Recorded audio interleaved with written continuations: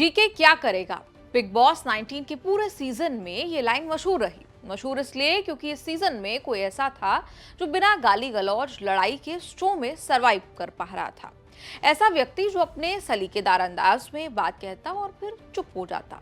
ऐसा व्यक्ति जिसने हाई वोल्टेज शो में कंटेंट के नाम पर कुश्ती गालियां परोसने के बजाय शब्दों की भाषा की मर्यादा बनाए रखी। नाम है गौरव खन्ना, जिनके बिग बॉस विनर बनने से आगे आने वाले सीजन्स के लिए सहज सरल आचरण के एग्जाम्पल सेट हो रहे हैं। तो दूसरी तरफ कई लोगों का यह भी कहना है कि ये तो पूरा सीजन चुप रहा, ये डिजर्विंग कैसे हो सकता है। गौरव खन्ना की कहानी का आज 360 डिग्री व्यू देंगे हम आपको चर्चित चेहरा में। बिग बॉस के हाल में जितने सीजन आए, हर सीजन में कयास लगाए जाते रहे कि फलाने आदमी को मेकर्स जिताना चाहते हैं, फलाने आदमी को मेकर्स नहीं जिताना चाहते। बिग बॉस 19 में टीवी स्टार गौरव खन्ना को लेकर शुरू से अटकलें लगाई जाती रही।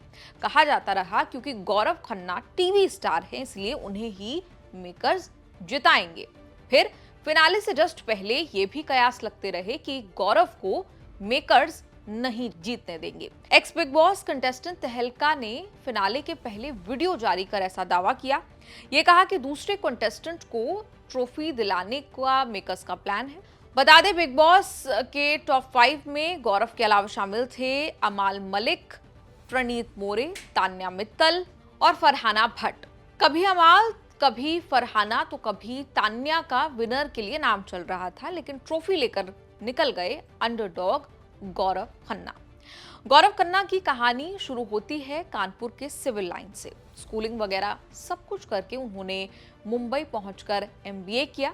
शुरू में एक आईटी फर्म में मार्केटिंग मैनेजर के रोल में उन्होंने काम किया, लेकिन उनका झुकाव एक्टिंग की तरफ था। टीवी की दुनिया तब बहुत दमदार हुआ करती थी। डेली सोप का दौर शुरू था। पहले तो जो भी एड्स मिले, छोटे शोज मिले, उसमें जैसे तैसे काम किया। पहला बड़ा शो मिला भाभी, जिसके बाद कुमकुम, जीवन साथी, हमसफर जिंदगी के, सीआईडी और प्रेम या पहेली चंद्रकांता जैसे शोज में उन्होंने काम किया। टीवी शो सीआईडी में सीनियर इंस्पेक्टर केविन के रोल से उन्हें पहचान मिली। फिर सुपरहिट शो अनुपमा में अनुज कपाड़िया का किरदार निभाकर वायरल हुए।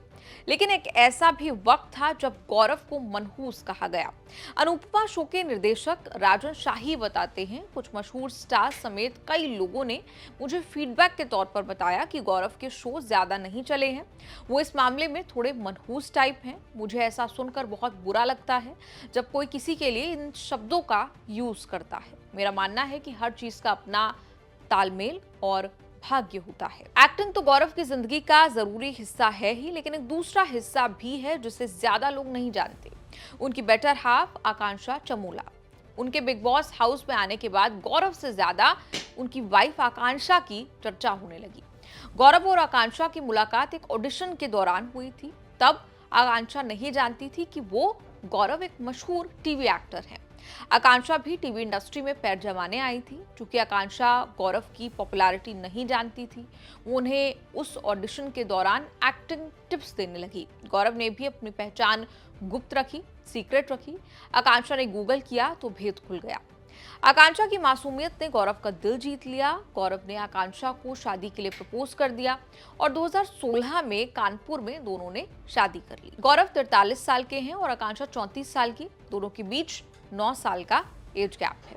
आकांक्षा तब ज्यादा चर्चा में आई जब उन्होंने बिग बॉस हाउस में आकर बताया कि उन्हें बच्चे नहीं चाहिए, जबकि गौरव को बच्चे चाहिए। आकांक्षा कहती हैं कि अभी तक वैसा इंक्लिनेशन नहीं आया है और फ्यूचर में भी उन्हें ये बहुत मुश्किल लग रहा है।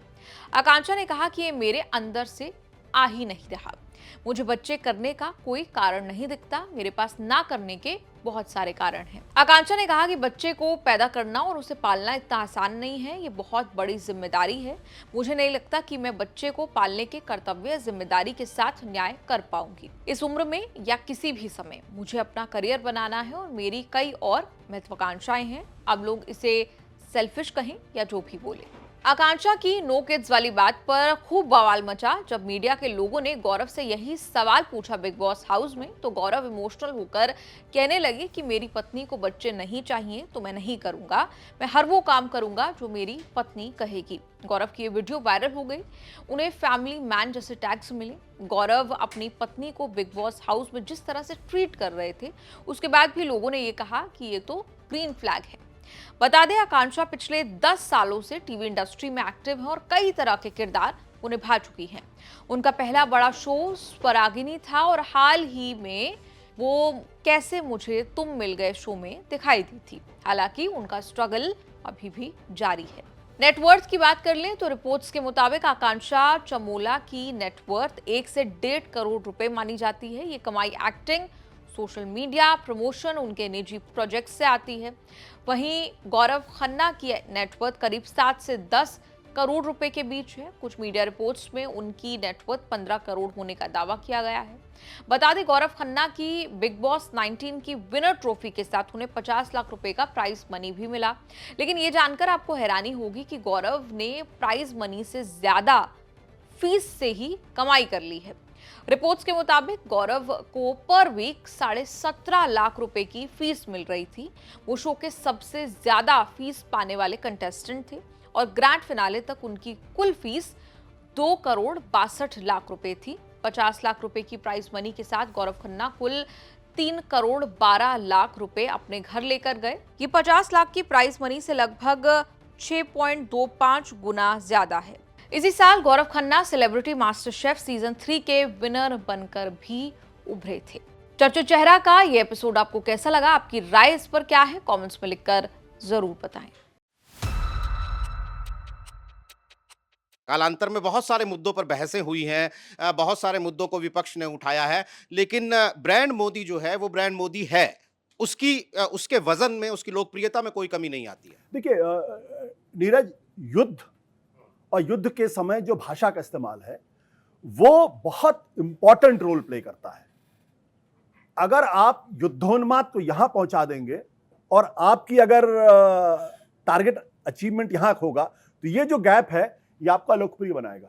आज की तारीख में अगर आप जाके तमाम जो सोशल मीडिया प्लेटफॉर्म्स हैं उन पे अगर आप देखेंगे, जो दक्षिणपंथी लोग जो प्रधानमंत्री नरेंद्र मोदी का गुणगान क्या करते थे, अंधभक्ति क्या करते थे, आज वहां पे किस तरीके की टिप्पणियां हो रही, मैं नाम नहीं लेना चाहता हूं, जिस भाषा का इस्तेमाल वहां हो रहा है वो इसलिए है क्योंकि जब आप कहेंगे आर पार की लड़ाई होगी, इस बार तो मिट्टी में मिला देंगे, जब आपकी सेना वहां मिट्टी में मिला रही थी पाकिस्तान को, तब आप अचानक आपने सीजफायर क्यों कर दिया? आप इंदिरा गांधी की 1971 की बात आप करते हैं और कहते हैं हमने वो मौका गंवा दिया जब हमारे पास 90,000 पाकिस्तान के प्रिजनर्स ऑफ वॉर थे, हमको पीओके ले लेना चाहिए था उस वक्त, उसके बदले में हमने नहीं लिया। आपने जब उनके 9 एयरफील्ड्स को डिस्ट्रॉय कर दिया और आप अंदर घुस रहे थे, तो पाकिस्तान के साथ सीजफायर की शर्तें होनी चाहिए। मुझे लश्कर तैयबा का चीफ चाहिए, मुझे जैश ए मोहम्मद का चीफ चाहिए और मुझे इन राइटिंग गारंटी चाहिए कि आइंदा कभी आप इस तरीके की हरकत नहीं करेंगे और पीओके लेना चाहिए।